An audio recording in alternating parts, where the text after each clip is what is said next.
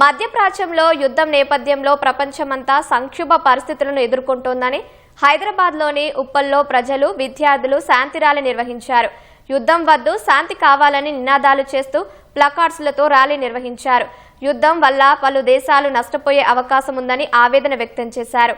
భారత్లో ఇప్పటికే గ్యాస్ కొరత ఏర్పడిందని, యుద్ధం ఆగకపోతే హోటళ్లు, హాస్టళ్లు మూతపడే పరిస్థితి వస్తుందని ఉప్పల్ వాసులు వాపోతున్నారు. కమర్షియల్ గ్యాస్ మొత్తం కూడా ఇప్పుడు బంద్ చేశారు. హోటళ్ళన్నీ కూడా మూతపడ్డాయి. మనము ఈ మధ్య జొమాటో బంద్ అవుతుంది, స్విగ్గీ బంద్ అవుతుంది. సోమవారం హాలిడే అని చెప్పి ఈరోజు పేపర్లో చదివినాను. ఈ యుద్ధం వల్ల మనం సాధించేది ఏం లేదు. మేము ఏమంటున్నామంటే ఈ ప్రోగ్రాం రూపంలో మేము శాంతి కోరుకుంటున్నాం.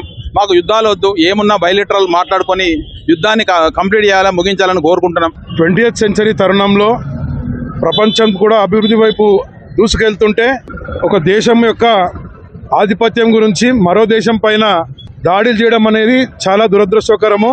ఈ యుద్ధం వల్ల ఏర్పడిన వాతావరణం ఎట్లుందంటే, ఒకవైపు ప్రాణ నష్టమే కాకుండా ఆస్తి నష్టము, ఓవరాల్గా ప్రతి దేశంలో కూడా ప్రతి దేశం పైన వాళ్ళ యొక్క జీడీ పైన వాళ్ళ గ్రోత్ పైన కూడా ఇది ఎఫెక్ట్ పడతా ఉన్నది. గల్ఫ్ దేశాల పైన జరిగే యుద్ధం వల్ల ఈ ఆయిల్ సరఫరా చేసే తరుణం ఆ ట్రాన్సిట్ పైన ప్రభావం పడుతుంది. కాబట్టి ఎక్కడికక్కడ కూడా అభివృద్ధి అనేది ఆగిపోతా ఉన్నది.